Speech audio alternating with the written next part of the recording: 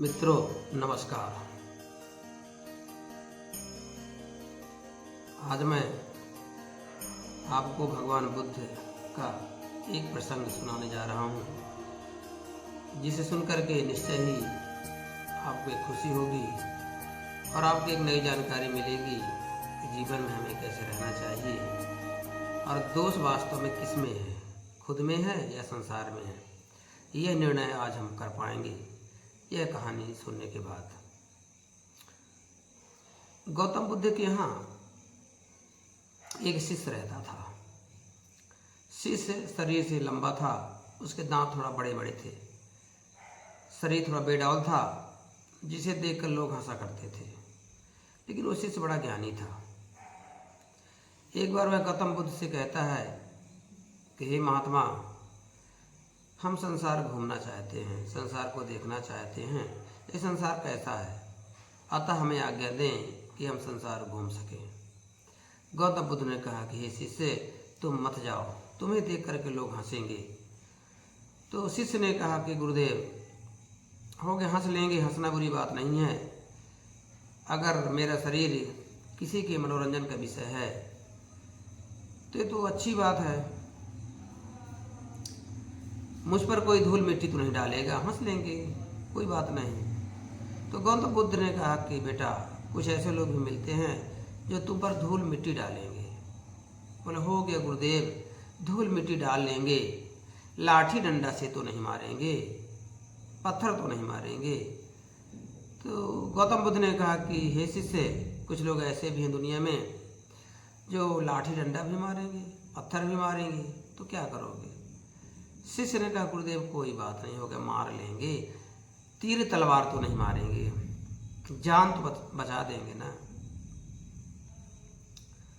तो बोला कि कुछ लोग ऐसे मिलते हैं कि धन के लालच में तीर तलवार भी मारते हैं, जान भी ले लेते हैं, तो क्या करोगे?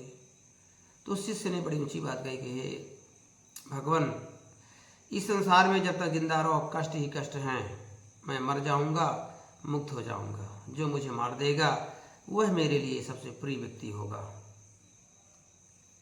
क्योंकि जब तक संसार में अपन रहते हैं, जिंदा हैं, तो दुख तो आएगा ही, मर जाएंगे, मुक्त हो जाएंगे। तो जो मुझको मारेगा वह भी महान है, क्योंकि वह मुझे इस दुनिया से मुक्त करेगा। तो कहने का मतलब यह है। तब गौतम बुद्ध ने कहा कि हे शिष्य, वास्तव में तुम अब किसी में दोष, किसी में कमियां नहीं देख रहे हो, तुम संसार घूम सकते हो, जा सकते हो, इसलिए तुम जाओ और संसार में विचरण करो, अच्छी बात है, संसार में तुम घूम सकते हो। तो कहने का मतलब ये है मित्रों कि जिस प्रकार उस शिष्य का मन था, उसका ज्ञान था, कमी हमेशा अपने में देखना, दुनिया में अच्छाई देखना। हम जो ढूंढने जाते हैं दुनिया में, हमें वही प्राप्त होता है। इसलिए मित्रों, प्रयास करना चाहिए कि कहीं से भी हो। कबीरदास जी ने कहा है, अच्छी शिक्षा लीजिए यद्यपि नीच पे होय, पढ़े अपावन ठौर पर कंचन तजय न कोय। यदि अच्छी शिक्षा नीच व्यक्ति से मिलती है तो उसे लेना चाहिए, स्वीकार कर लेना चाहिए। जिस प्रकार से यदि सोना अशुद्ध जगह पे पड़ा हुआ है तो लोग उसे भी उठा लेते हैं, उसे लेने में परहेज नहीं करते, क्योंकि सोना कीमती होता है। उसी प्रकार से बात बड़ी कीमती होती है, ज्ञान बड़ा कीमती होता है, जहाँ से भी मिले ले लेना चाहिए मित्रों। एक दृष्टांत और हमें याद आ रहा है कि एक बार क्या हुआ कि जब भगवान श्री राम को वनवास हुआ और वो चित्रकूट में प्रवेश कर गए, तो उस समय चित्रकूट के मालिक भगवान शंकर थे। राम जी ने, चूंकि राम जी मर्यादा पुरुषोत्तम थे, उन्होंने लक्ष्मण से कहा, हे लक्ष्मण, यहाँ के मालिक भगवान शंकर हैं, आप जाओ उनसे पूछो कि हम लोग यहाँ रहें कि ना रहें। लक्ष्मण जी ने कहा ठीक है। तो लक्ष्मण जी गए। तो उन्होंने क्या देखा कि भगवान शंकर बैठे समाधि लगाए, तो जाकर प्रणाम किया। शंकर भगवान ने आँख खोला, लक्ष्मण को देख करके बहुत प्रसन्न हुए, और शंकर भगवान जो थे अपनी जीवा पकड़ लेते हैं एक हाथ से, एक हाथ से अपनी लंगोट पकड़ लेते हैं और नाचने लगते हैं। लक्ष्मण को बुरा लगा और लौट आए। राम जी ने कहा क्या हुआ भैया, शंकर भगवान ने क्या कहा? तो लक्ष्मण जी ने कहा कि उन्होंने कहा कुछ नहीं, लेकिन वो विचित्र हरकत कर रहे थे, मुझे अच्छा नहीं लगा। तो राम जी ने कहा भैया क्या कर रहे थे? बोले अपनी जीवा अपना लंगोट पकड़कर नाच रहे थे। तो राम जी ने कहा भैया तुम समझे नहीं। उन्होंने कहा है कि दो चीज़ों को साध लो, दुनिया में कहीं भी रहो, कोई खतरा नहीं है। पहला अपनी जुबान, इस जबान से किसी के लिए ऐसी भाषा मत बोलो सामने वाला नाराज हो जाए। लंगोट मजबूत रखो, इन्हें चरित्र, तो आपको दुनिया में कहीं खतरा नहीं है। ये दो चीज़ें ही मनुष्य को नरपिशाच बना देती हैं और गलत काम करने के लिए मजबूर कर देती हैं, व्यक्ति बदनाम हो जाता है।